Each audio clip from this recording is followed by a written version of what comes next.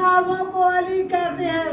ارے تو کہتا ہے علی جزو عبادات نہیں، ہم رسولوں کی نمازوں کو علی کہتے ہیں. نعرہ حیدری. عبادت کیا مولا تو اصل عبادت. بسم اللہ الرحمن الرحیم.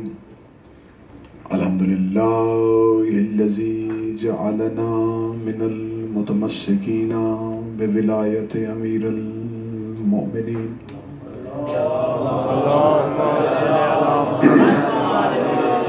اللہم ایک نعبد و ایک نستعین.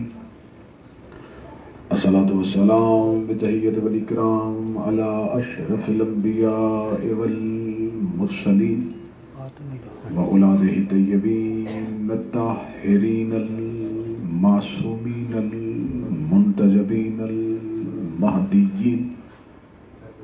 ثم الصلاة والسلام علی صدیقۃ المبارکہ الرازیۃ المرضیہ عالمۃ غیر معلمہ بنت القلم والنون وسر بین الکاف والنون ودلیل ارادت کن فیکون وکتاب المکنون.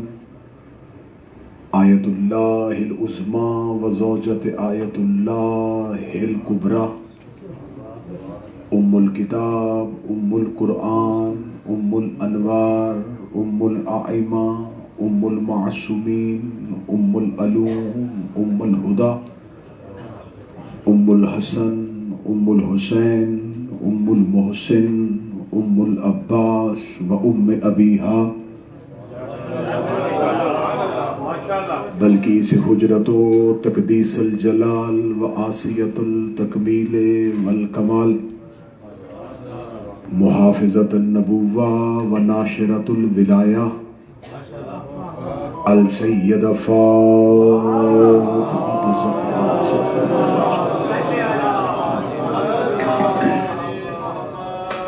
ولعن اللہ تعالی علی اعدائہم اجمعین. اما بعد فقد قال رسول اللہ صلی اللہ علیہ وآلہ وسلم بسم اللہ الرحمن الرحیم. ان الحسین مصباح الہدیٰ وسفینۃ النجات. بلندتر صلوات.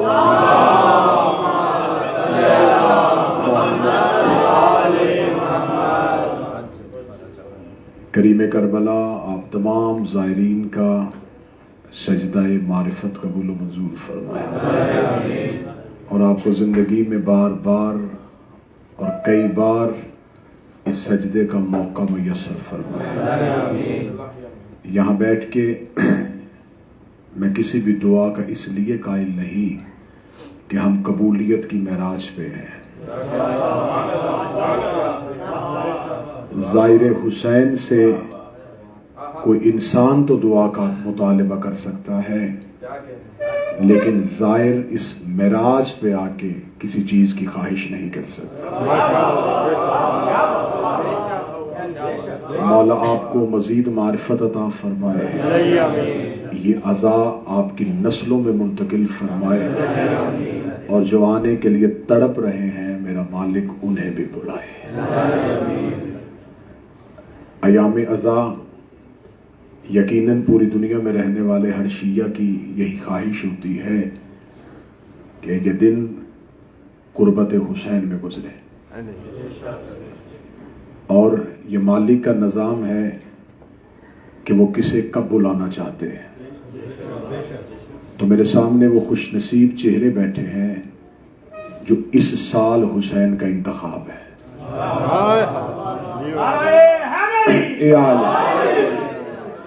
مجھے حقیر کے لیے یہ سعادت ہے کہ میں کریم کربلا کے منتخب شدہ افراد سے مخاطب ہوں. امام حسین بادشاہ نے آپ کو اس سال کے لیے منتخب کیا کہ یہ آپ دن قربت حسین میں گزارے، خیام حسینی میں گزارے. میں نوکر حقیر کوشش کروں گا ان ایام عزا میں آپ کے سامنے جہاں تک ممکن ہو سکے اپنی کم علمی کے اعتراف کے ساتھ اور باب سیدہ سے مانگی خیرات پہ اعتماد کے ساتھ کہ آپ تک معرفت کی جہاں تک ہو سکے وہ رسائی ممکن ہو۔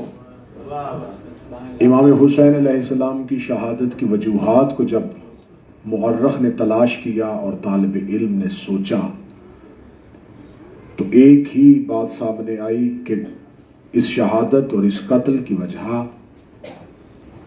بیعت سے انکار تھا۔ تمہیدی مجلس سے آپ تھوڑا ساتھ دیں گے۔ امام حسین علیہ السلام سے اس دور کے ایک ظالم اور بدکار نے مطالبہ بیعت کیا، امام حسین نے انکار کیا اور اس انکار کی وجہ سے امام حسین کی شہادت ہوئی۔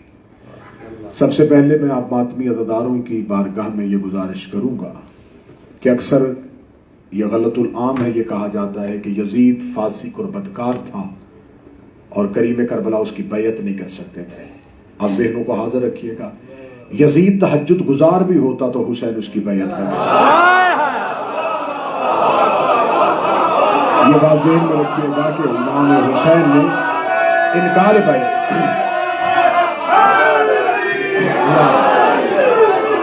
امام حسین نے انکار بیعت کردار یزید کی وجہ سے نہیں کیا تھا۔ یہ نہیں تھا کہ اس کا کردار ایسا تھا اس لیے حسین، یہ مورخ نے کشمکش میں مبتلا کر دیا، گمراہ کر دیا اس سوچ کو دیکھ کے کہ بدکار تھا، فاسق تھا۔ وہ یقیناً فاسق ہو، بد کردار اور بدکار تھا، لیکن اس کے کردار کی وجہ سے حسین ابن علی نے انکار نہیں کیا۔ میں پھر اگلا جملہ کہوں گا، پھر اس کی گہرائی میں اگلی گفتگو ہو جائے گی۔ وہ بدبخت اللہ کے ہاتھ سے بیعت مانگ رہا تھا۔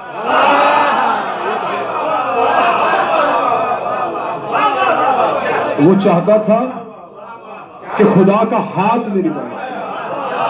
امام وقت کا ہاتھ امام کا ہاتھ نہیں ہوتا، امام کا ہاتھ اللہ کا ہاتھ ہوتا ہے۔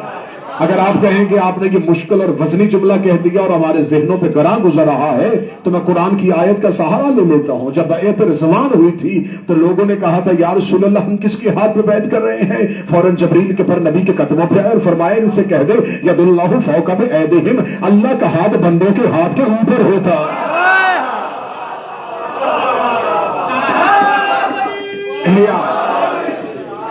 یہ سوال تھا، یہ سوال تھا، کیونکہ آج پہلی مجلس ہے تو ہم تمہیز سے آئیں گے۔ ہم یہاں پر آئے ہیں حسین کا یوم انکار منانے کے لیے۔ یہ جتنے میرے سامنے بیٹھے ہیں یہ وہ ہیں جنہوں نے حسین کے انکار میں اپنا اقرار کیا ہے۔ یہ وہ افراد بیٹھے ہیں جو آج بھی 1400 سال کے بعد کہہ رہے ہیں کہ انکار حسین ابن علی ہی میں ہمارا اقرار ہے۔ بسم اللہ قبلہ، تشریف لائیں۔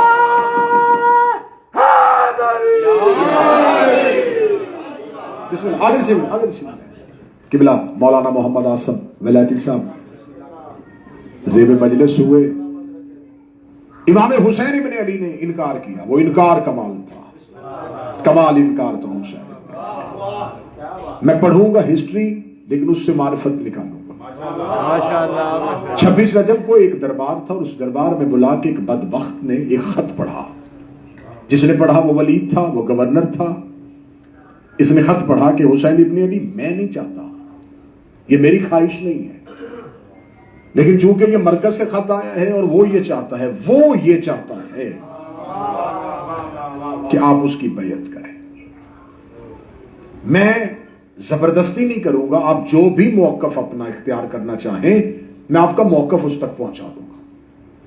اب وہ امام حسین سے اس کا موقف سننا چاہتا تھا۔ دور کون سا تھا؟ اس دور میں ذرا پیچھے واپس جائیے گا۔ وہ دور تھا جس نے امیر المومنین کو مدینہ نہیں رہنے دیا تھا۔ یہ وہ دور تھا جس میں اس سے پہلے تھوڑا ہی عرصہ پہلے، کچھ دنوں پہلے کی بات تھی کہ ایک رسول کے بیٹے کو اسی مدینہ میں شہید کیا گیا تھا اور ان کے جنازے پہ تیر برسائے گئے۔ اب یہ سارا منظر آپ نے ذہن میں رکھنا ہے کہ کس دور میں مطالبہ ہو رہا ہے۔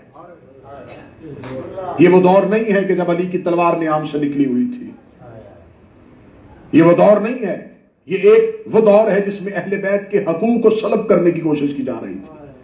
اس نے کہا شاید امیر المومنین کو ہم نے مدینہ نہیں رہنے دیا، امیر المومنین کی خلافت کو کمزور کیا ہے، اور ان کے بڑے بھائی کو ہم نے چند دن پہلے شہید کیا ہے، دیکھیں حسین کا موقف کیا ہے۔ اس نے کہا وہ یہ چاہتا ہے کہ آپ اس کی بیعت کریں۔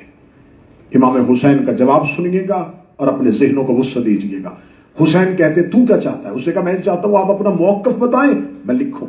قاصد سے کہا لکھ۔ حسین کیا لکھوانا چاہتے ہیں؟ حسین نے اس کے قاصد کی طرف دیکھا۔ اب قاصد ولید کا تھا، کاتب ولید کا تھا، قلم ولید کی تھی، جواب حسین کا تھا۔ دشمن کا کاغذ، دشمن کا قلم، جواب حسین کا۔ اب دربار میں بیٹھے ہوئے لوگ بے چین اور بے قرار تھے کہ حسین کیا لکھوائے گا۔ حسین ایک بہت لمبا چوڑا خطبہ دے گا کہ نہیں دیکھیں ایسا نہیں ہو سکتا، میں بنی ہاشم میں سے ہوں، میں رسول سے کا بیٹا ہوں، میں اہل بیت میں سے ہوں۔ امام حسین نے ایک جملہ کہا اور اپنی ابا کو اپنے دوش پہ رکھ دیا۔ حسین نے کہا صرف اتنا لکھ دے میں علی کا بیٹا ہوں، صرف اتنا لکھ دے میں علی کا بیٹا ہوں، بس اسے اتنا بتا دے میں علی کا بیٹا ہوں۔ اللہ جانے اس میں اللہ جانے عصمت حکمت حسین کیا تھی۔ حسین اسے لفظ علی کے جلال سے ڈرا رہے تھے، حکمت علی بتا رہے تھے۔ حسین ابن علی کا اسے صرف اتنا لکھ دے میں علی کا بیٹا ہوں۔ یہ کہہ کے حسین جانے لگے، ولید پیچھے سے اٹھا، اس نے کہا فرزند رسول جرت کر رہا ہوں، کوشش کر رہا ہوں بات کو سمجھنے کی۔ اس نے مطالبہ بیعت کا کیا ہے، آپ کو ہاں یا نہ میں جواب دینا تھا۔ آپ کہتے نہیں کرتا، میں نہیں لکھ دیتا۔ آپ نے کہا میں علی کا بیٹا ہوں، یہ وہ بھی جانتا ہے آپ علی کے بیٹے ہیں، یہ میں بھی جانتا ہوں کہ آپ علی کے بیٹے ہیں، اس میں آپ کا موقف نہیں ہے کہ آپ ہاں کر رہے ہیں یا نہ کر رہے ہیں۔ حسین نے کہا خط شام بھیج، وہ پتہ خود ہی چلا لے گا۔ جو بھی شام کے ایوانوں میں تیرا قاصد بتائے گا کہ وہ علی کا بیٹا ہے تو اسے یاد آ جائے گا کہ جب میرا باپ اس جیسے کی بیعت نہیں کرتا میں اس جیسے کی بیعت کرتا۔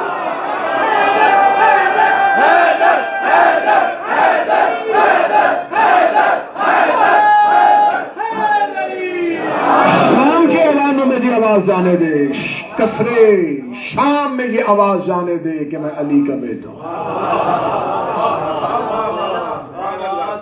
اس کے باپ نے علی کو جھکانا چاہا، اس کے باپ نے علی کو کمزور کرنا چاہا۔ جواب شام بھیج تاکہ شام والوں کو پتا چلے علی تھا نہیں، علی ہے۔ انا حسین ابن علی، میں علی کا بیٹا ہوں۔ یہ کہنے کے بعد امام حسین ابن علی نے پھر وہ جملہ کہا جو جملہ آج بھی تاریخ کا جھومر ہے۔ سیدزادے کی زبان پہ وہ جملہ پہلے آ گیا، فرمایا اس سے کہہ دے مجھ جیسا تجھ جیسے کی بیعت نہیں کرتا۔ اب یہاں پر خطابت تو منوائی نہیں جا سکتی، یہاں تو اپنی خیرات لینی ہے، ہم نے کاسا پھیلانا ہے۔ کریم کربلا کے روبرو اور سخی عباس کے دہلیز میں بیٹھ کے کوئی خطابت کا جوہر دکھائے۔ ہم جہاں بیٹھے ہیں یہ صاحب منبر سلونی کے وارث ہیں۔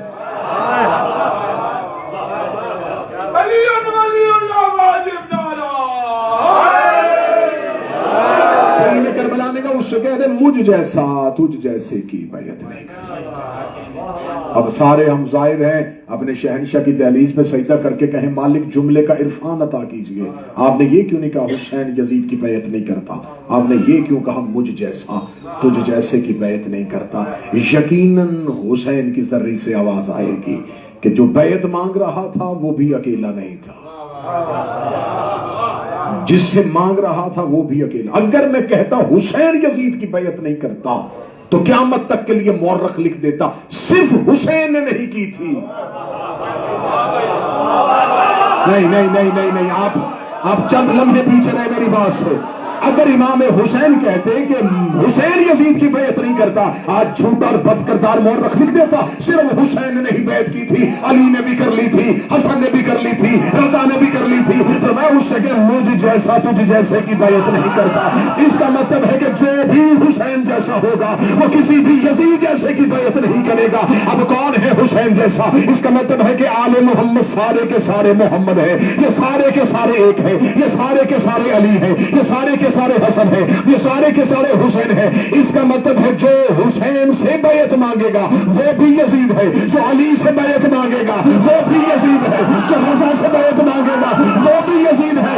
تو پھر صرف ایک یزید پہ لعنت نہیں ہے، ہر یزید پہ لعنت. مجھ جیسا تو جیسے کی بیعت، مجھ جیسا تو جیسے کی بیعت نہیں کرے.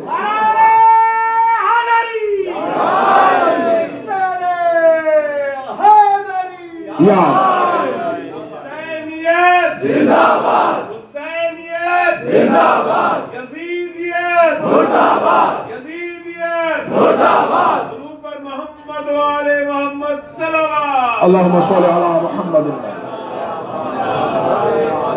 متوجہ صاحبان بات کیجئے. مجھ جیسا تو جیسے کی بیعت نہیں کرے گا یہ کہہ کے حسین ابن علی دربار سے چلے. لیکن یہ تھی انکار کی ابتدا. اس سے پہلے انکار ہوا لیکن یہ جرت انکار صرف حسین کے حصے میں آئی. اس سے پہلے یہ انکار سب سے پہلے مکہ میں کھڑے ہو کر رسول نے کہا تھا کہو لا الہ الا اللہ، نہیں ہے کوئی سوائے اللہ کے. مکہ والوں کے لیے اللہ ماننا مشکل نہیں تھا، نہیں کہنا مشکل تھا.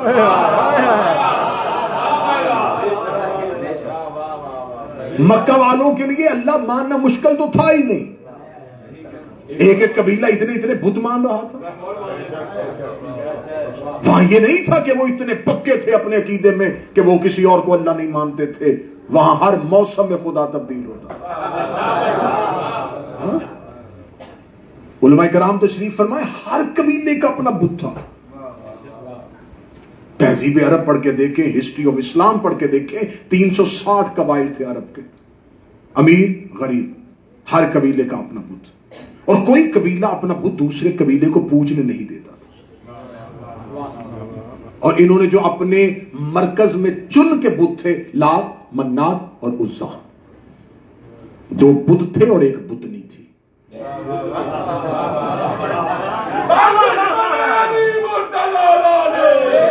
میں اسلام کی تاریخ آپ کے سامنے پڑھا، میں ٹھیک کہہ رہا ہوں. یہ انہوں نے خانہ کعبہ کی دیواروں کے باہر لٹکائے ہوئے تھے کہ یہ وہ ہیں جن کو سب پوچھ سکتے ہیں، کسی بھی ٹائم پہ آؤ تو ان خداؤں کی پوجا ہو سکتی ہے، ورنہ ہر کوئی اپنا اپنا خدا پوچھ رہا تھا. ان لوگوں کے درمیان رسول نے کھڑے ہو کے یہ نہیں کہا اللہ مانو، فرمایا پہلے لا کہو، پہلے کہو نہیں ہے کوئی. انہوں نے آپس میں کہا دیکھ ہم تجھے صادق مانتے ہیں، تجھے امین مانتے ہیں، ہم نے تجھے ساری زندگی عرب میں اپنے درمیان دیکھا ہے، ہم بڑے تیرے قائل ہیں. تو خدا منوانا چاہتا ہے تو تیرا خدا ماننے میں ہمیں کوئی مذائقہ نہیں ہے، ہم تیرا خدا مان لیں گے.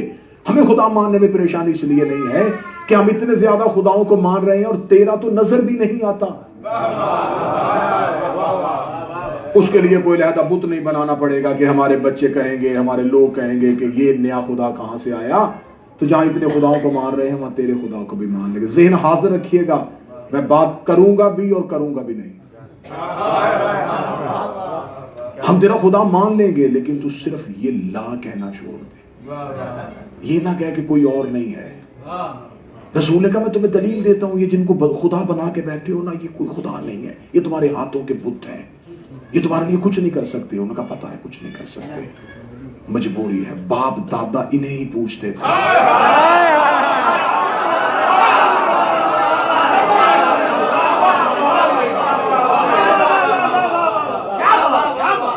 ہم کنبا پرور لوگ ہیں، ہم خاندان پرست لوگ ہیں.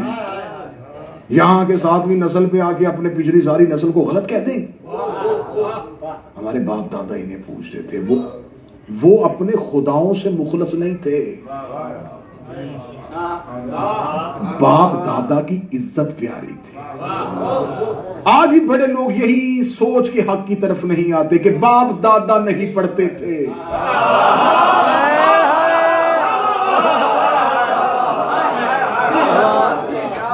معرفت تو کسی بھی لمحے آ سکتے، باپ دادا نہیں مانتے.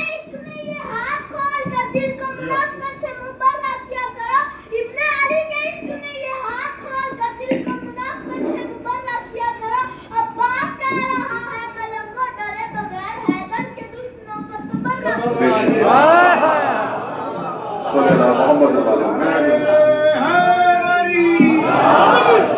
متوجہ بات کی جانب سے انہوں نے کہا ہم تیرا خدا مان لیں گے لیکن تو ان خداؤں کو برا نہ کہلوا، ان خداؤں کو نہ چلوا. ہمارے باپ دادا انہیں پوچھ رہے تھے. رسول نے کہا نہیں، پہلے اللہ کہنا پڑے گا، پہلے تمہیں کہنا پڑے گا اللہ. انہوں نے کہا پھر ہم یہ کریں گے تو صرف ایک قبیلہ تو نہیں ہے، ہر ایک اپنا اپنا بت ہے. تو ان تمام قبائل نے آپس میں میٹنگ کی. انہوں نے کہا دیکھیں اگر چھوڑنا تو پھر سب چھوڑیں، یہ نہ ہو کہ ایک قبیلہ اپنا بت چھوڑ دے اور دوسرا کہ ہم تو مانیں گے. تو یہ رسول کا جو پورا عرب دشمن ہوا تھا وہ دشمن اس لیے ہوا تھا اللہ ماننے کی وجہ سے نہیں. چلے میں لفظ اچھا کروں گا، بہتر کروں گا، پھر آپ کی داد بھی اور دعا بھی حاصل کروں گا. وہ سچا ماننے کی وجہ سے مخالف نہیں ہوئے تھے، جھوٹوں کو چھوڑنے کی وجہ سے مخالف.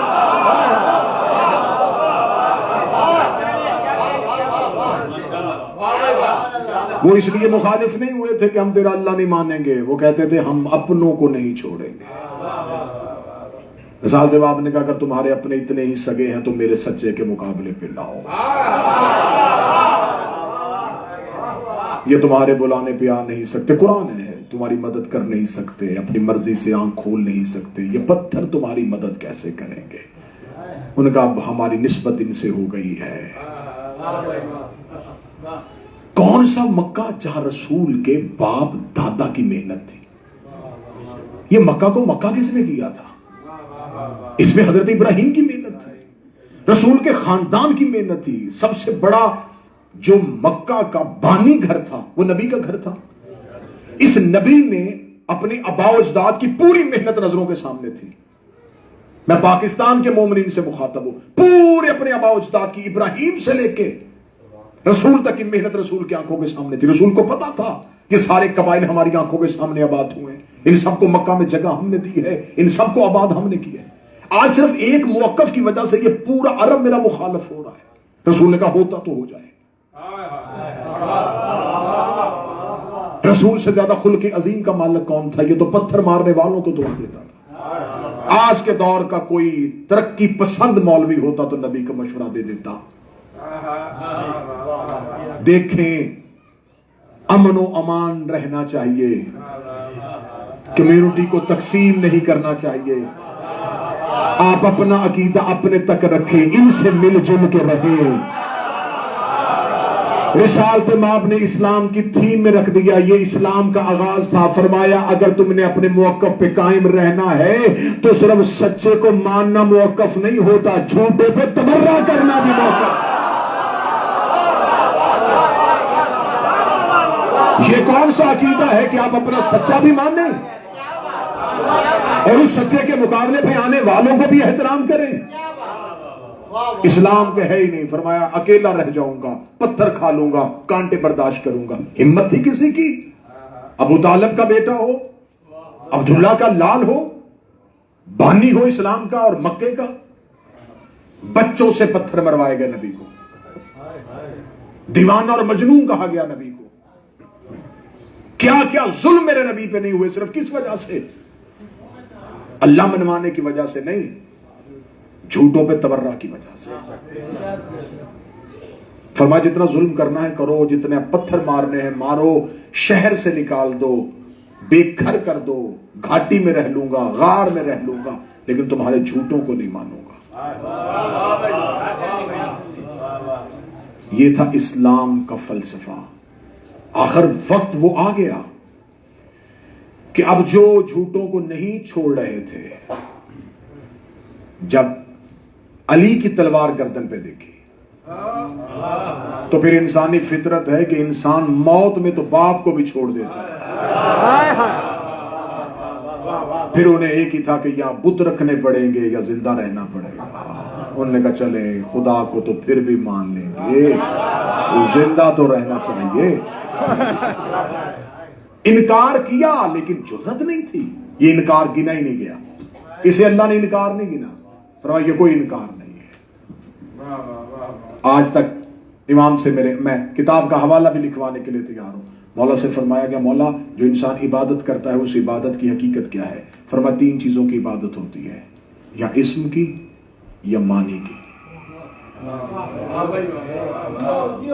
میں امام کا فرمان، امام صادق کا فرمان، امام فرماتے جو اللہ کے اسم کی عبادت کرتا ہے وہ بت پرستی کرتا ہے، وہ شرک کرتا ہے۔ فرمایا پھر عبادت کیا ہے؟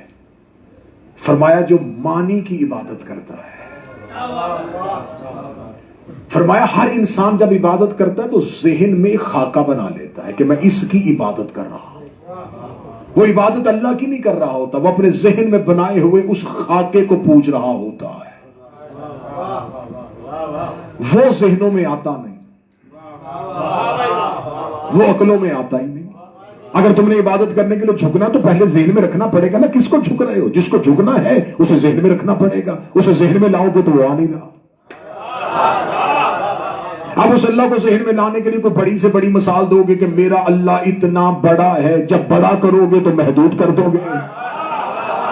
میرا اللہ ہر جگہ پہ ہے، حلول میں آ جاؤ گے۔ تم نے جو ہی تصور توحید کھینچنے کی کوشش کی تو تم نے ذہن میں کوئی نہ کوئی بت بنا لیا، جب تم نے بت بنا لیا تو پھر تم نے اللہ کی عبادت نہیں کی، تم نے اس بت کی عبادت کی۔ تو فرمایا جس نے بت کی عبادت کی اس نے بت پرستی کی ہے، اس نے نماز نہیں پڑھی۔ تو بندے نے سامنے بیٹھ کے پوچھا مولا پھر عبادت کس کی جائے؟ فرمایا اسم ہمیشہ مانی سے پہچانا جاتا ہے، اللہ بھی مانی سے پہچانا جاتا ہے۔ اس نے پھر اللہ کا مانی کیا؟ فرمایا نہ مانی اللہ، ہم اللہ کا مانی ہے۔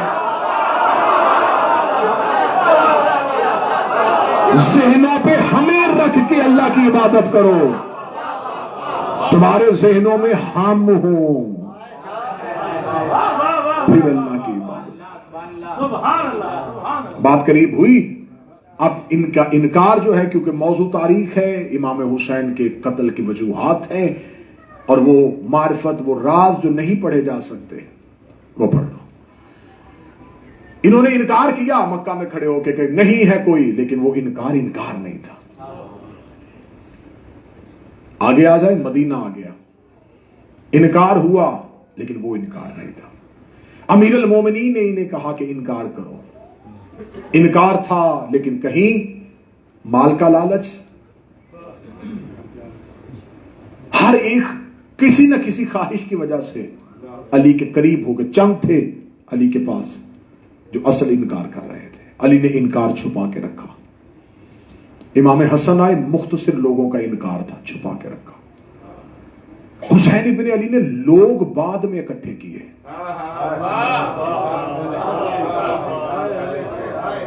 پہلے انکار کرتے۔ میں اختیار پڑھنے لگا اس کریم کا، اس سے پہلے جو نبی بھی انکار کہنے کی کوشش کرتا تھا وہ پہلے ارد گرد دیکھتا تھا، اگر کروں گا تو ساتھ کون چلے گا؟ کوئی ساتھ نہیں ہوتے تھے، وہ کہتا تھا کہ نہیں، جرت انکار نہیں ہے لوگوں میں۔ حسین بن علی نے 26 رجب کو کہا نہیں۔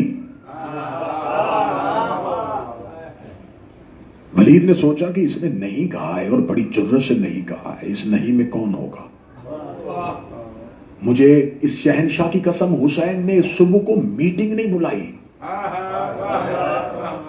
کہ دیکھو میں نے یہ انکار کر دیا ہے، اب اسی انکار کی وجہ ہے، میرا ساتھ دو، میرے ساتھ چلو۔ نہیں، حسین نے لوگ نے اکٹھے کیے۔ حسین ابن علی نے صرف انکار کیا اور گھر جا کے عباس کو کہا، میں فضائل پڑھ رہا ہوں، یہ جو میں نام لکھوا رہا ہوں نا، انہیں کہنا کہ تم میرے انکار کے ساتھ ہو۔ اب انکار والے لوگ حسین خود چن رہے تھے۔ کس میں جرت تھی کہ وہ اپنی مرضی سے اس انکار کا ساتھ دیتا؟ حسین نے خود اپنی مرضی سے چنے۔ بنی ہاشم میں سے بھی کسی نے آ کے قدموں پہ سر رکھ کے کہا نا کہ شہنشاہ ہم جانا چاہتے ہیں، فرمایا نہیں۔ امام حسین ابن علی نے انکار والے لوگ اکٹھے کیے، کرتے کرتے 28 رجب کو مدینہ چھوڑا، مکہ پہنچے، ہزاروں کا رش آ گیا۔ کوفہ سے 18,000 خطوط آ گئے۔ حسین ابن علی مسکرا رہے ہیں۔ کچھ خط آ رہے تھے، کچھ خط حسین کی طرف سے جا رہے تھے۔ نہیں، میں لفظ اچھا کرتا ہوں، کچھ لوگ حسین کو بلا رہے تھے اور کچھ لوگوں کو حسین بلا رہے تھے۔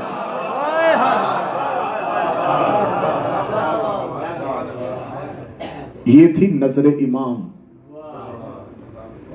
حبیب یہ نہیں چاہتا تھا حسین کوفے آئے، حسین چاہتے تھے حبیب کربلا آئے۔ حسین چاہتے تھے سعید کربلا ہے، حسین چاہتے تھے عابس شاکری کربلا ہے، حسین چاہتے تھے مسلم بن اوسجا کربلا ہے، حسین چاہتے تھے نافع بن حلال کربلا ہے۔ اب امام حسین نے انکار والے لوگ اکٹھے کیے۔ جب حسین ابن نے انکار والے لوگ اکٹھے کیے تو حسین ابن علی کی یہ نظر انتخاب ہی نہیں تھی، طاقت چاہیے، جری چاہیے، لڑنے والا چاہیے۔ جب امام حسین فرشت مکمل کر رہے تھے تو حسین کی نظر میں طاقت، جری، تیر انداز، تلوار چلانے والا تھا ہی نہیں۔ حسین کہتے ہیں وہ چاہیے جسے نہ کہنے کی جرت آتی ہو۔ فلسفہ لے کے جانا حسینیت کا۔ حسین ایک فکر کا نام ہے، حسین ایک شعور کا نام ہے، حسین ایک ادارہ ہے، حسین ایک آئیڈیا ہے، حسین ایک یونیورسٹی ہے۔ یہ جو مجلسیں ہوتی ہیں یہ حسین کے کارخانے ہیں۔ یہاں آج بھی انکار والے بلائے جاتے ہیں۔ امام حسین نے کہا مجھے انکار والے چاہیے جنہیں نہ کہنے کا تو جو نہ کہہ سکتے ہو، جو نہ چھوڑیں، جو نہیں نہ چھوڑیں، مرضی سے منتخب کیے۔ کہاں کہاں تک میں تاریخ ان 10 دنوں میں آپ کے سامنے پڑھوں گا، کہاں کہاں تک لوگ حسین کے پیچھے نہیں آئے۔ مولا ہمیں ساتھ لے، مولا ہمیں نہیں، تمہیں واپس جانا پڑے گا، تمہیں واپس جانا پڑے گا۔ جو پاس بیٹھے تھے انہیں اٹھا رہے تھے، جو گھر میں بیٹھا تھا اسے بلا رہے تھے۔ یہ لوگ کیا سمجھتے ہیں یہ جنگ کی تیاری ہو رہی تھی؟ یہ جنگ کی تیاری نہیں ہو رہی تھی، جنگ نہیں۔ حسین زمانے کو انکار دکھانے لگے تھے۔ انکار ایسے ہوتا ہے۔ حسین نے اکٹھے کیے، اکٹھے کر کے حسین ایک مٹھی لوگ، اب زمانے کی نگاہیں حسین کی طرف تھی۔ حسین کہاں جا رہے؟ لاکھوں سے ٹکرانے۔ ساتھ کون ہے؟ کتنے کا لشکر ہے؟ کہتے بس اتنا سا لشکر ہے جو حسین کے گرد رہتا ہے۔ ہائے ہائے، کوئی اتنا لشکر نہیں ہے کہ وہ حسین کے پیچھے چل رہا ہے۔ یہ اتنا ہی لشکر ہے کہ جیسے شمع جلے تو پروانے دائرے میں گھومتے ہیں۔ یہ اتنے ہی لوگ ہیں بس حسین کے ساتھ۔ چراغ ہدایت چل رہا تھا، جہاں جہاں سے گزرتا لوگ کہہ رہے نبی کا بیٹا لڑنے جا رہا ہے، نبی کا بیٹا لڑنے جا رہا ہے، نبی کا بیٹا لڑنے جا رہا ہے، نبی کا بیٹا لڑنے جا رہا ہے۔ ساتھ کون ہے؟ 80 سال کا بوڑھا۔ میں فضائل پڑھ رہا ہوں۔ لوگ حیران تھے کہ لشکر کیسا ہے، یہ کیسے لڑے گا، یہ اتنی بڑی طاقت سے کیسے ٹکرائے گا۔ حسین ابن علی چلے، مدینہ سے نکلے، مکہ ہے، مکہ سے نکلے، چلتے چلتے چلتے چلتے جہاں تم بیٹھے ہو یہاں حسین پہنچے۔ فضائل سننا، معرفت سے آنسو آئے تو نہ روکنا، لیکن میں ابھی مصائب نہیں پڑھ رہا۔ یہاں پہنچے، ریت اٹھائی، سونکے، لشکر اتار لیا۔ پوچھا کسی سے، جگہ غازریہ، اور نام نینوا، اور نام دشت بلا، اور نام کرب و بلا۔ میں آنے والی مجلسوں میں پڑھوں گا کہ اس زمین سے کون کون کب کب کیسے کیسے گزرا تھا، اس زمین کی معرفت کیا تھی، زمین کے راز کیا ہے، اس زمین کی مٹی جو خاک شفا بنی اس کے راز کیا ہے۔ حسین ابن علی نے کہا اچھا اترو، لشکر اتار لیا۔ اب کون تھے بات ذہن میں رکھنا، کون لوگ؟ نہیں والے۔ مجلس نہیں سے شروع ہوئی، نہیں پہ ختم ہوگی۔ نہیں والے لوگ، نہیں کہنے والے۔ حسین نے نہ کہنے والے، انکار کرنے والے لوگ اکٹھے کیے۔ اب حسین کی نظر لاکھوں پہ تھی نہیں۔ حسین 9 دن صرف اپنے 72 سینچتے رہے، انہیں سنوارتے رہے، تعداد پوری کر رہے تھے۔ جو وعدہ پروردگار سے کیا تھا نا، اس تعداد میں سے ایک کم تھا۔ لاکھوں کی طرف حسین نے دیکھا، جو بلانے تھے وہ بلا لیے، جو آنے تھے وہ آ گئے، رہ کون گیا ہے؟ اب حسین کا یہ حکمت کیا تھی؟ اگر حسین اپنے ہی انتخاب والوں کو کربلا میں لے کے آتا تو کہتے تھے کہ ہاں یہ وہ لوگ تھے جو آئے ہی حسین کی مرضی سے تھے، تو جو مرضی حسین سے آئے انہوں نے تو پھر علیہ السلام بننا ہی بننا تھا۔ پھر قیامت تک کے لیے یہ دروازہ بند ہو جاتا کہ کوئی حسین کے پاس اپنی مرضی سے نہیں آتا۔ مرضی حسین تھی، حسین کی مرضی تھی، حسین۔ اب حسین نے دشمن کے لشکر میں نظر دوڑائی، لاکھوں میں سے ایک نکالا۔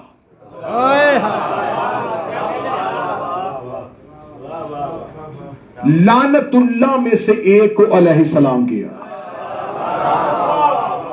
हुसैन इब्न अली ने अपने लश्कर में रखा और हुसैन इब्न अली ने कहा अब तादाद पूरी हो चुकी है। हुसैन ने कहा कि जो मैं लेके आया था इन्होंने नहीं कहनी है, ये नहीं क़यामत तक चलनी है, ये नहीं मैंने तौहीद से ली थी और नबियों से चलती चलती हुसैन तक पहुंची है।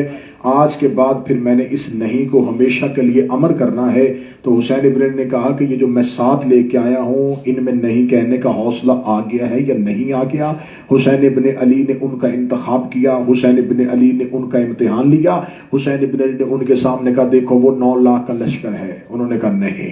फरमाया वो तुम्हें कत्ल कर देंगे। फरमाया नहीं। हुसैन इब्न अली उन्हें सुबह से लेकर शाम तक देखते रहे।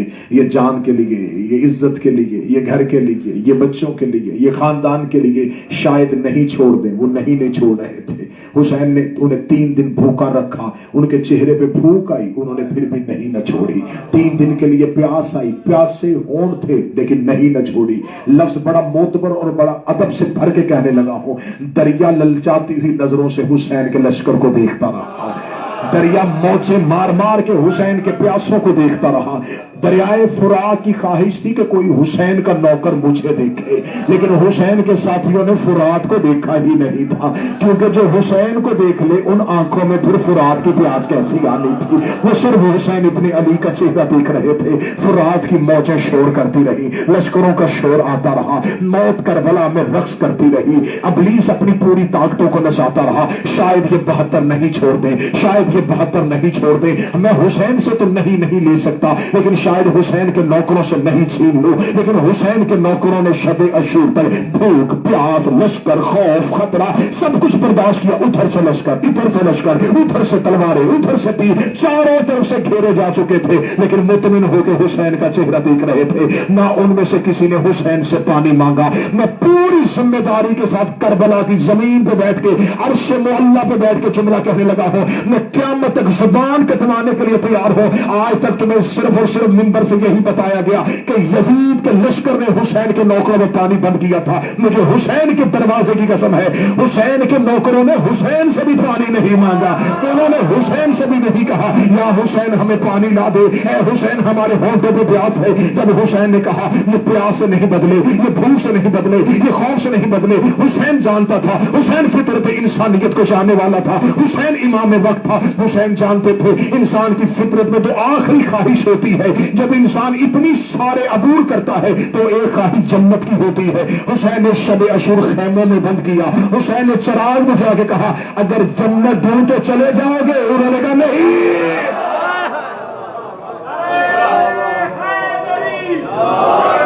ये कायनात में पहले और आखिरी लोग थे जो जन्नत से भी खरीदे नहीं गए। हर नबी का उम्मती नबी से कहता रहा मुझे जन्नत लेके दे, और यहां खुद जन्नत का वारिस कह रहा था दे रहा हूं। जन्नत तड़प रही थी ये मुझे कबूल करे। हुसैन के साथियों ने कहा नहीं। किसने कहा है कि जन्नत का लालच है?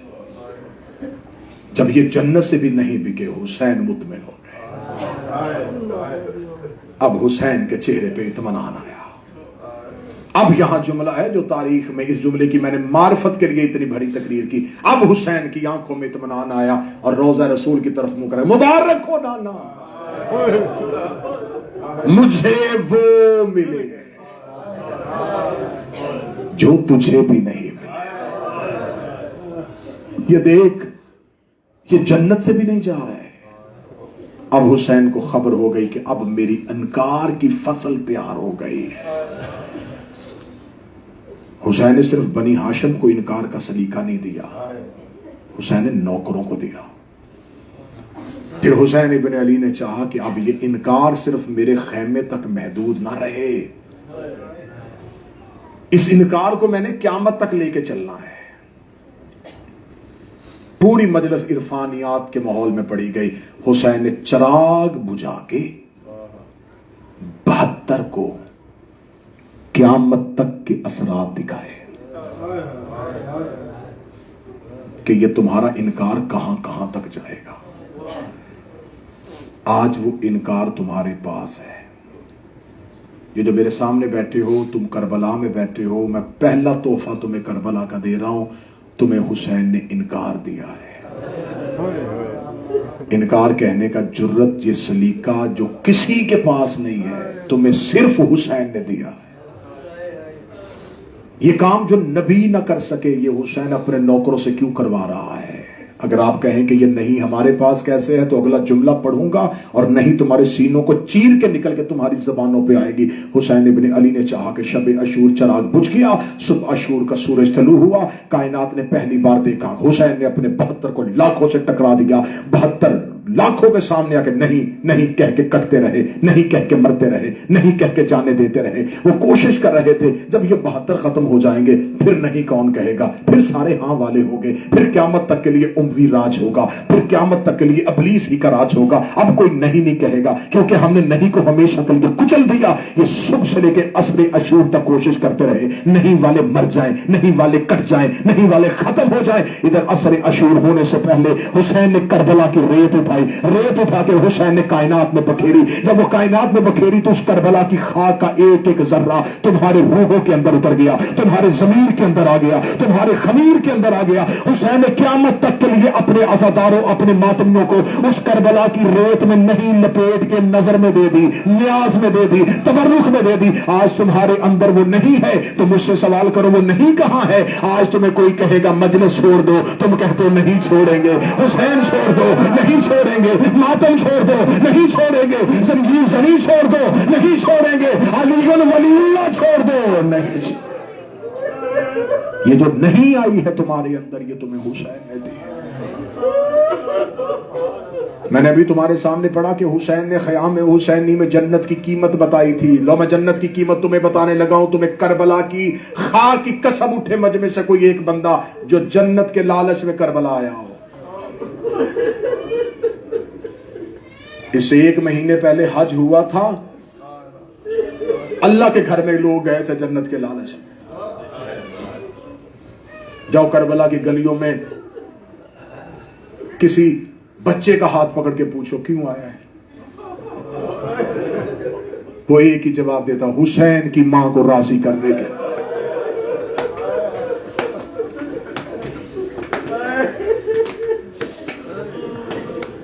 وہ جو جنت کی خواہش حسین نے شب عاشور ختم کی تھی، وہ آج بھی ختم ہے. ہم مدل سے کرواتے ہیں، کسی کو جنت کا لالچ نہیں. حلقے میں کھڑے ہوئے ماتمی کا ہاتھ پکڑ کے پوچھ، تو جو سینہ سرخ کر رہا ہے جنت کے لیے؟ زنجیر زن سے پوچھ، شیعہ قوم کے بچوں سے پوچھ، شیعہ قوم کی بہنوں بیٹیوں سے پوچھ، جنت کا لالچ ہے ہی نہیں. حسین نے جنت کے لالچ کو ختم کر دیا. 10 محرم 61 ہجری سے پہلے جنت تمنا تھی لوگوں کی، 61 ہجری کے بعد اب جنت تمنا کرتی ہے حسین کے موقع.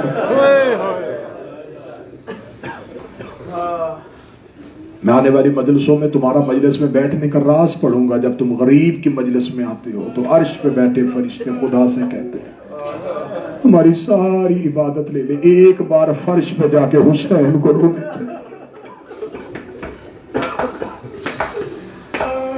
اب مجھ سے پوچھو یہ جو مٹی پہ بیٹھ کے رو رہے ہو اس کی قیمت اتنی کیوں بڑھ گئی ہے؟ کیونکہ رسول نے پورے اسلام کی عبادت میں کہیں نہیں بتایا تم یہ عبادت کرو ہم آئیں گے. واحد ایک ہی مجلس شبیر اور عزائے حسین ہے، کوئی اور آئے نہ آئے نبی کی بیٹی ضرورت ہے. جہاں تم بیٹھے ہو یہاں 1.25 لاکھ انبیاء حسین کو رو رہے ہیں. میں نے اپنی آنکھوں سے یہ روایت پڑھی ہے. تم جاتے ہو، ابھی مجلس ختم ہوگی، آپ جائیں گے امام حسین کی زرعی زیارت کرنے کے لیے. قبہ حسین کے نیچے جب کھڑے ہونا تو معصوم فرماتے ہیں کہ جتنی مخلوقات چیخ چیخ کے حسین کو رو رہی ہے، اگر ہم ظاہر حسین کو سننے کی طاقت دے دے تو تمہارا دل پھٹ جائے.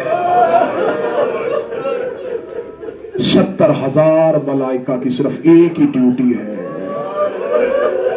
صرف چیخے مار مار کے حسین کو رو رہے.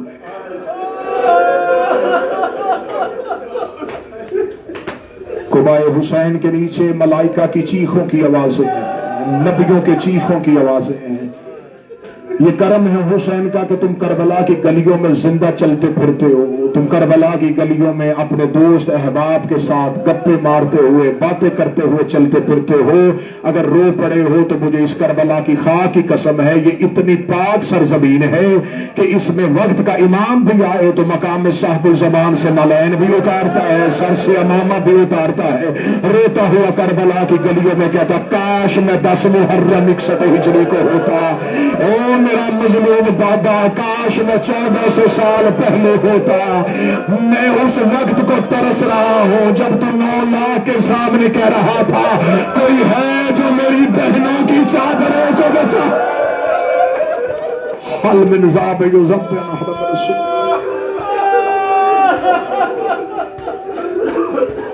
سادات و غیر سادات, میں نے تمہیں بتایا کہ جنت سستی کی ہے. اس دنیا کے کاروبار کا اصول ہے چیز خریدو سستی بیچو مہنگی.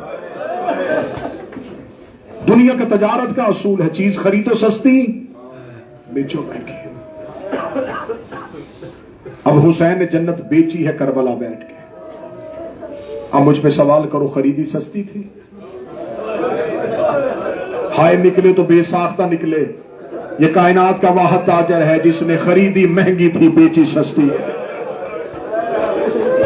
کتنی سستی کر کے بیچی ہے. حسین نے تم سے مہینوں کی عبادت نہیں مانگی, راتوں کی عبادت نہیں مانگی.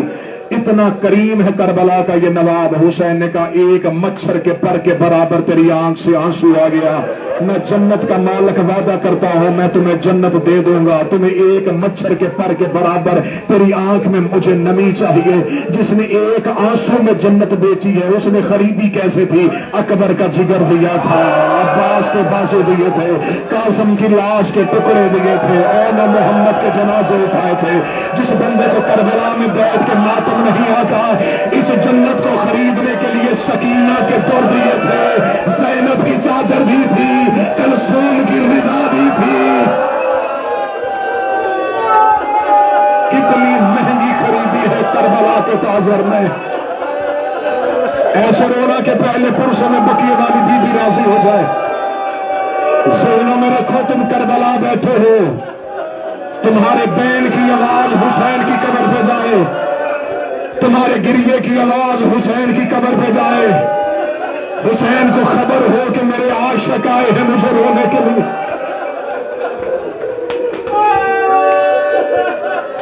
کہاں سے آئے ہو؟ پوری دنیا سے اکٹھے ہو گئے لوگ. دنیا کا دستور ہے, کون سا خاندان ہے جس نے موت نہیں دیکھی؟ کسی رشتہ دار کی موت کی اطلاع اللہ نہ کرے جب ہمارے گھروں کو پہنچتی ہے, لوگ گھروں کو چھوڑتے ہیں. جتنی رشتہ داری ہوتی ہے, رشتہ داری کم ہو کہتے کوئی ایک بندہ جنازے میں چلے جائے, رشتہ داری زیادہ کو کہتے ایک سے جانے سے کام نہیں بنے گا, تالے لگاؤ پورا گھر چلتے.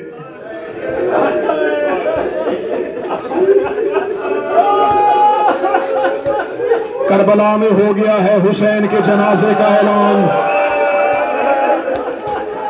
دور دور سے سفر کر کے بہنیں بیٹیاں لے کے آ گئے ہو حسین کے شہر میں. اچھا حسین کے ماتمیاں بگلا جملہ دل کو سنبھال کے سننا. تم گھر سے چلے تھے کربلا جا رہے ہیں عاشور کرنے, کربلا جا رہے ہیں ماتم کرنے, کربلا جا رہے ہیں حسین کو رونے. اصل میں وجہ کیا تھی؟ کہہ رہے تھے حسین کے جنازے میں جا رہے ہیں. میں تمہیں کربلا بیٹھ کے سیدہ کا نوکر ہو کے کہہ رہا ہوں جس کے جنازے پہ آئے ہو اس کا اٹھایا ہی کسی نے نہیں تھا. انہی جنگل میں 3 دن بغیر کفن کے ایک ماں تھی جس کے سر کے بال کھلے ہوئے تھے, رو رو کے کہہ رہی تھی کوئی میرا لال دفنا دو.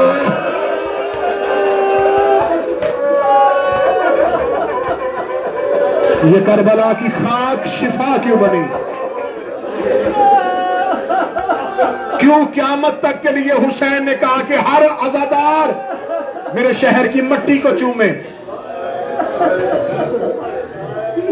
میرے مولا کون سی سرزمین نہیں ہے جہاں محمد کا کوئی بیٹا دفن نہیں ہے؟ مولا نجف کی مٹی کائنات کی سب سے عظیم مٹی ہے کیونکہ ابو تراب سو رہا ہے. کربلا نجف کی مٹی شفا نہیں بنی، مشہد کی شفا نہیں بنی، سامرا و کاظمین کی شفا نہیں بنی، حتی مدینے میں تیرا نانا ہے، مدینے کی مٹی شفا نہیں بنی۔ اب یہ راز کربلا میں بیٹھ کے لے کے جانا، حسین تیرے شہر کی مٹی شفا کیوں بن گئی ہے؟ اب میں فلسفہ بتاؤں کہ تم قیامت تک کے لیے حسین کی کربلا کی خاک کو چومتے کیوں ہو، خاک شفا کیوں بنی ہے؟ جب 3 دن تک زہرا روتی رہی کہ کوئی میرا لال دفنا دے، یہ کربلا کی خاک اٹھی، حسین کے بدن پہ آنے شروع ہوئی، حسین کے بدن پہ کربلا کی مٹی نے، جب کربلا کی مٹی نے حسین کے بدن کو ڈھانپا، بقیہ والی بی بی تڑپی، رو کے کربلا کی مٹی کو اٹھا کے سہرا نے چوما، رو کے کبھی جائے کربلا کی خاک سہرا وعدہ کرتی ہے قیامت تک کے لیے میرے حسین کے ماتمی تجھے بوسے دیں گے، تجھ پہ سجدے کریں گے۔ تو نے میرے حسین کا بدن ڈھانپ دیا، تو نے میرے لال کا بدن ڈھانپ دیا۔ بس کربلا میں بیٹھے ہو، آج سے عشرے کی ابتدا ہو گئی، ہو گیا چاند محرم کا کربلا میں۔ کل سے روانگی کے مضامین پڑھیں گے، پھر شہادتیں پڑھیں گے، جتنی ہو سکتا ہو کوشش کروں گا کہ تمہارے رونے کے اسباب ہوں۔ تم نے چاند کربلا میں دیکھا، بار بار لوگ پوچھ رہے تھے کربلا میں چاند ہو گیا، کربلا میں چاند ہو گیا، کربلا میں چاند ہو گیا۔ یہ چاند جنگل میں ایک بہن نے دیکھا تھا، ایک بھائی نے دیکھا تھا، چند قدم کے فاصلے پہ، تھوڑا فاصلے پہ تھا کربلا کا نواب۔ کربلا سے 2 دن کی مسافت رہ گئی تھی اس دھرتی کی، حسین کے سفر سے 2 دن کی مسافت میں پہنچا تھا کربلا کا کریم۔ یا عباس کہتے ہیں چلتے ہوئے قافلے سے حسین نے اپنے گھوڑے کا رخ موڑ لیا، گھوڑے کا رخ موڑ کے حسین قافلے سے جدا ہوئے۔ حسین نے قافلے سے جدا ہو کے محرم کے چاند کو آسمان پہ دیکھا، حسین نے سر سے امامہ اتار کے کہا قالوا ان للہ و انا الیہ راجعون، ان للہ و انا الیہ راجعون کی آواز عباس کے کانوں میں پڑی۔ عباس کا ایک ہاتھ قبضہ تلوار پہ، ایک ہاتھ حسین کے قدموں پہ، رو کے گلگا شریعت کا وارث آیت وہ پڑی ہے جو موت میں پڑھی جاتی ہے، مولا مجھے بتا کسی کے مرنے کی اطلاع ملی ہے؟ حسین رو کے تھے عباس میرے گلے میں باہیں ڈال، عباس ہم ایک دوسرے کو موت کی بشارت دیتے ہیں۔ عباس رو کے کہتا کس کی موت ہے؟ فرمایا چند دن کا مہمان رہ گیا ہے، محمد کا بیٹا جب حسین کا چند دن کا مہمان رہ گیا ہے، یہ چاند میری شہادت کی خبر لے کے آیا ہے۔ حسین نے جب کہا میری شہادت کی خبر لے کے آیا ہے، اور عباس کے دروازے میں بیٹھے ہوئے ماتمیوں، عباس قدموں میں گر کے کہتا آہستہ بول زینب سن رہی ہے، آہستہ بول تیری سکینہ سن رہی ہے، ایسے نہ ہو تیری زینب کے کانوں میں تیری شہادت کی خبر چلی جائے۔ ادھر عباس کا جملہ کہنا تھا فضا کی آواز ہے عباس مولا جلدی علی کی بیٹی محمل میں گر گئی، مولا جلدی علی کی بیٹی محمل میں گر گئی ہے۔ عباس گھوڑا دوڑا کے وہاں آئے جہاں عالیہ کا محمل تھا۔ عباس نے ایسے سلام کیا جیسے مدینے میں عالیہ کے دروازے پہ سلام کرتے تھے۔ عباس کی آواز ہے بی بی کیوں بلایا ہے؟ رو کے کہتی عباس میرا حسین کہاں ہے؟ فرمایا بی بی محرم کا چاند دیکھ رہا ہے۔ رو کے کہتی میرے چاند کو گئے میرے محمل کے قریب آ جا۔ آواز آئی ہے بی بی چند قدم کے فاصلے پہ حسین کھڑے ہیں۔ رو کے کہتی جب سے یہ چاند طلوع ہوا ہے مجھے اس جنگل میں میری ماں کے رونے کی آواز آ رہی ہے، رو رو کی آوازیں دے دے کے کہہ رہی ہوں جل گئی زہرا، جنگلوں میں آ گئے میری اولاد۔ یہ چاند علی کی بیٹیوں نے سفر میں دیکھا۔ بس چاند سنو، محرم کا چاند سننا۔ علی کی بیٹی نے محمل میں دیکھا، حسین نے عباس کے ساتھ دیکھا، مسلم کی بیٹیوں نے روتے ہوئے دیکھا، سکینہ نے تڑپتے ہوئے دیکھا، سغرا نے مدینے میں دیکھا۔ قبر محمد پہ منت کا چراغ جلا رہی تھی جب محرم کا چاند طلوع ہوا۔ محرم کے چاند کو دیکھ کے نانا کی قبر پہ نور رکھ کے کہتی میرے اکبر کی خیر ہو۔ پھر اس کے بعد آل محمد کے گھر کا یہ وتیرہ رہا ہے، یہ محرم کا چاند سیدوں نے تڑپ تڑپ کے دیکھا ہے۔ آخری 1 منٹ کی روایت سنو اور آج کی مجلس کا اختتام ہو۔ مدینے کے لوگ کہتے ہیں ہم محرم کا چاند آسمان پہ نہیں دیکھتے تھے، جعفر صادق کے گھر سے رونے کی اتنی آوازیں آتی تھی، ہم ایک دوسرے سے کہتے تھے کہیں محرم تو نہیں ہو گیا۔ ایک وہ روایت پڑھوں گا جو روایت کم پڑھی جاتی ہے، اسے محرم کے چاند کی روایت سمجھنا۔ اگر قبر حسین پہ جاؤ تو حسین کی زری پہ جا کے اس روایت کو ذہن میں رکھنا۔ مدینے میں ایک شخص تھا، نام اس کا یحییٰ تھا، نئی اس نے مدینے میں دکان کھولی تھی۔ محرم کا چاند طلوع ہوا، یحییٰ خود روایت کرتا ہے کہ میں نے مدینے کی گلیوں میں لوگوں کو دوڑتے ہوئے دیکھا۔ جب میں نے لوگوں کو دوڑتے ہوئے دیکھا میں ڈر گیا کہ اللہ جانے مدینے میں کیا ہو گیا ہے، اس لیے میں نے جلدی اپنی دکان کا دروازہ بند کیا۔ میں نے ایک دوڑتے ہوئے شخص کا ہاتھ پکڑ کے میں نے کہا یہ لوگ کہاں جا رہے ہیں؟ اس نے دوڑتے ہوئے تجھے نہیں کہا محرم کا چاند طلوع ہو گیا ہے؟ کہنے لگا تم کہاں جا رہے ہو؟ کہنے لگا محلہ بنی ہاشم جا رہے ہیں، جعفر صادق کی حویلی میں پرسہ دینے کے لیے جا رہے ہیں۔ وہ کہتا میں بھی لوگوں کے رش میں ساتھ مل گیا۔ وہ کہتا میں نے پہلی بار مدینے میں یہ چاند دیکھا تھا، میں جب بھی محرم کا چاند دیکھتا تھا اپنے وطن میں دیکھتا تھا۔ اس نے جب میں محلہ بنی ہاشم میں پہنچا، جعفر صادق کی حویلی کے دروازے پہ لوگوں کا رش تھا، لوگ رو رہے تھے، لوگ ماتم کر رہے تھے۔ وہ کہتا میں لوگوں سے رستہ لیتا جعفر صادق کے دروازے تک پہنچ گیا۔ میرے ذہن میں آیا بیٹھا ہوگا امام مصلی پہ، بیٹھا ہوگا زہرا کا بیٹا مسعود پہ، آئے ہوں گے لوگ پرسہ دینے۔ اب جو کربلا میں بیٹھے طرف کے جملہ سننا، یحییٰ کہتا جب میں جعفر صادق کی حویلی میں گیا میں نے ایک شخص کو ریت پہ تڑپتے ہوئے دیکھا، ایسے تڑپ رہا تھا جیسے مچھلی بغیر پانی کے تڑپتی ہے۔ میں نے 7 کھڑے بندے سے پوچھا یہ کون ہے؟ وہ رو کے یہی تو امام جعفر صادق ہے۔ وہ کہتا میں نے کہا میں نے امام کو اس حالت میں پہلی بار دیکھا ہے، زہرا کا بیٹا مٹی پہ کیوں گر رہا ہے؟